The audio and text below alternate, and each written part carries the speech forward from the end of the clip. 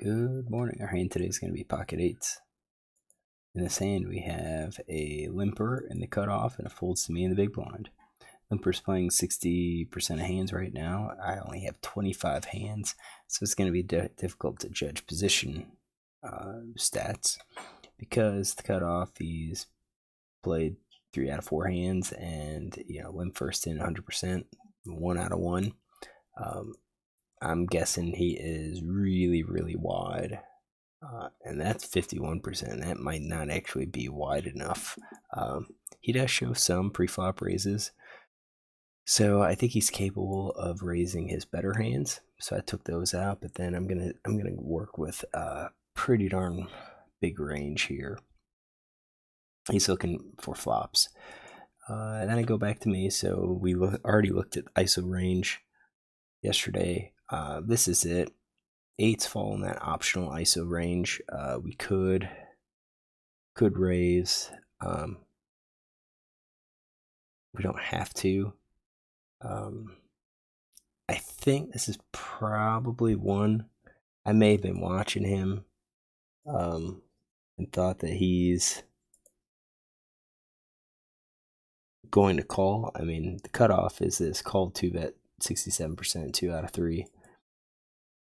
If I raise, I'm not sure if I'm going to have much fold equity here. So I think calling could be okay, but I do kind of wish that I had gone ahead and raised this. I should. Eights, I think, is strong enough to go ahead and raise, start building the pot.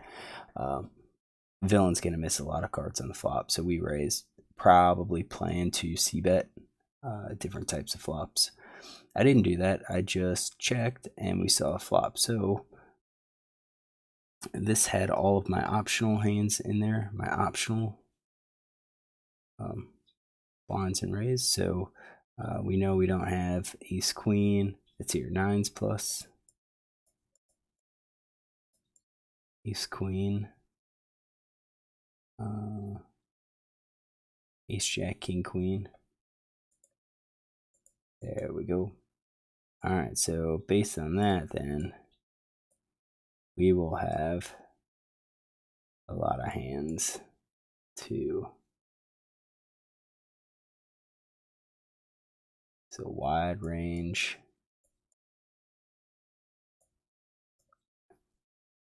Yeah, the optionals were like ace 4, ace 5.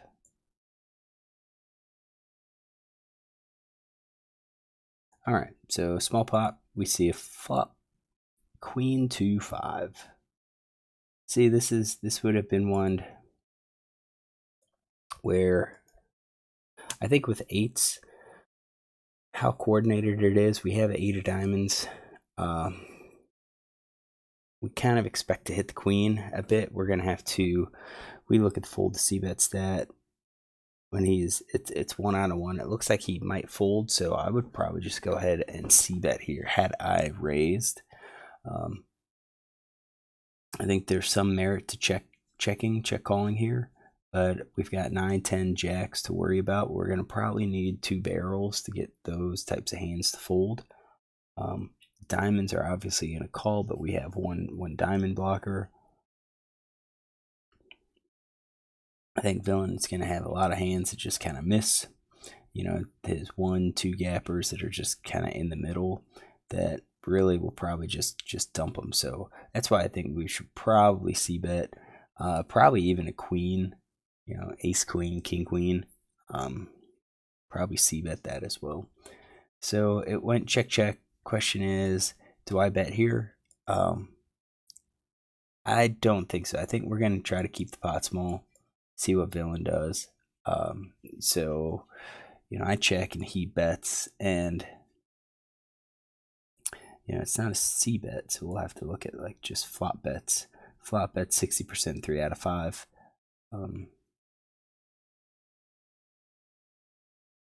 He didn't c-bet, so yeah, he could be any of these pairs, any of these draws, possibly.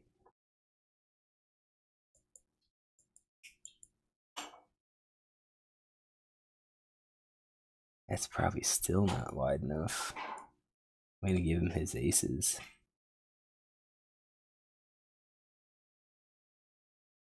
Let's just do that. Wide hand. I think we should be calling here.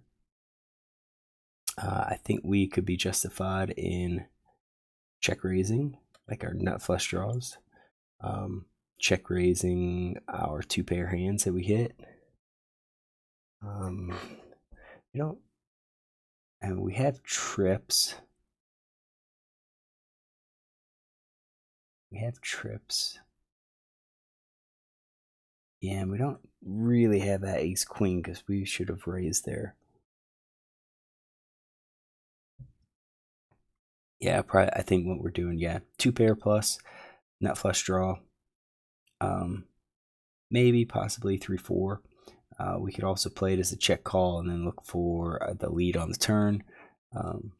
Versus an unknown, probably I'd just go with the check raise, take it down. I think 2 big blinds is fairly big, but you know he could be looking at it saying, look, it's 250 in there. I'm going to bet 2.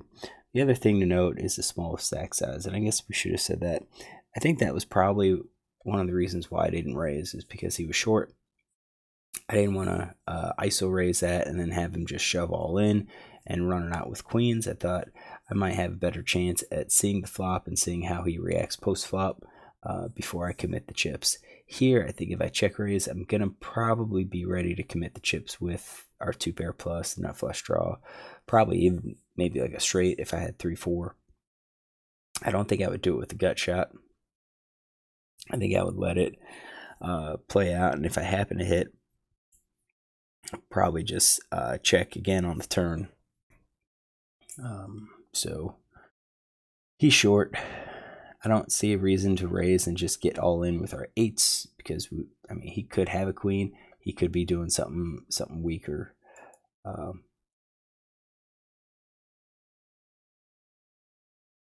Something weaker. Okay, so I'd check raise those.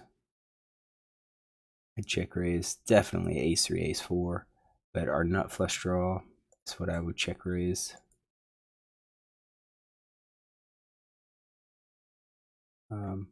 Open ender would be a check call. I think a gut shot's a check call. Over pairs check call. Top pair. I think all of these pairs are going to be check calls, including 3s or 4s because we have some backdoor equity. Probably not all of the 2s. I think we could justify folding some of these.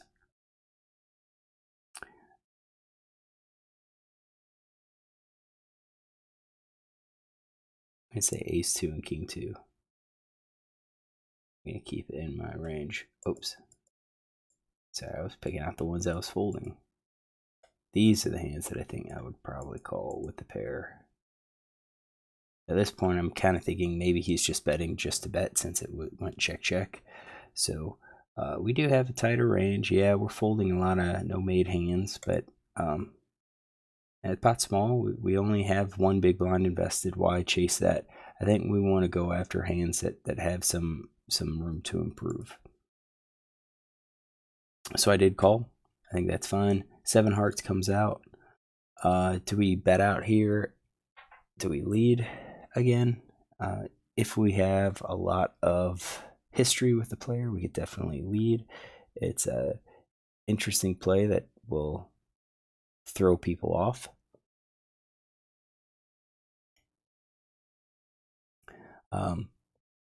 With this stack size, I don't think so. I think if I lead, I'm going to basically have to lead for all in, twice the pot.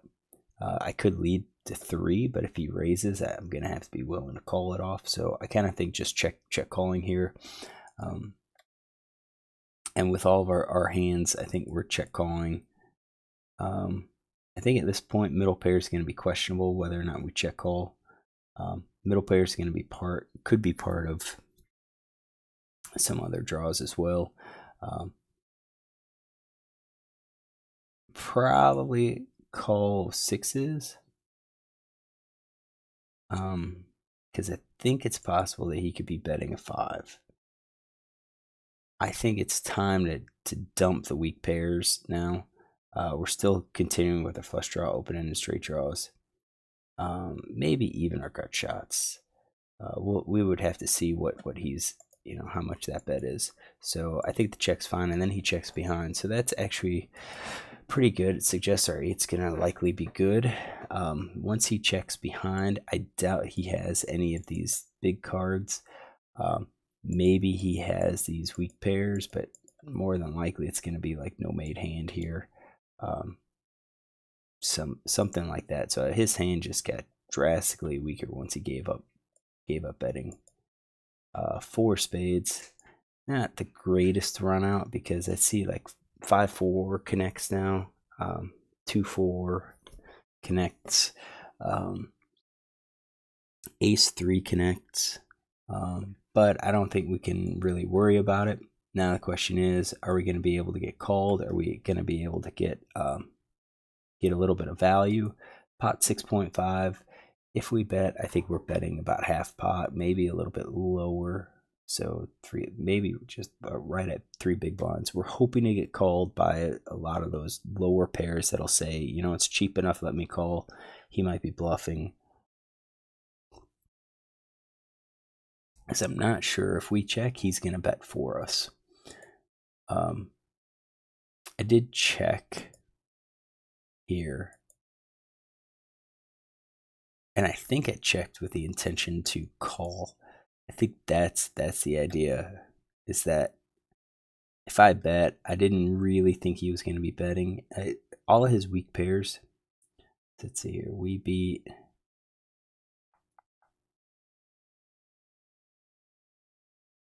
get rid of that. So 83% of his hand is weak. Question is, what percentage of these hands will actually call versus betting? So if he would only call with hands above us, he's calling, what, 17%? If we think he would bet these weaker pairs, including an ace high, then it's probably better just to check and let him bet. So I'm sure I have to assume that that's what I was doing. I was checking, hoping that he would bet. And if he bet, I'm definitely calling down to these middle pairs. I don't think sixes. I think sixes, I hate to do it. I'm probably losing sixes more often than not. So we would be calling about 48% of hands. We do get to showdown. I show the eights. He shows 3-4. So he had the open ender. Flop the open ender is 3-4 in his range. 3-4 suited was. If I add that, now we get to, like the no made hand.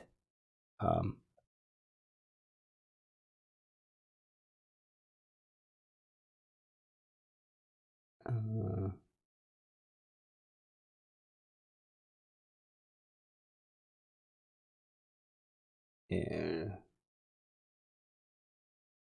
a weak pair. What happened to 3-4?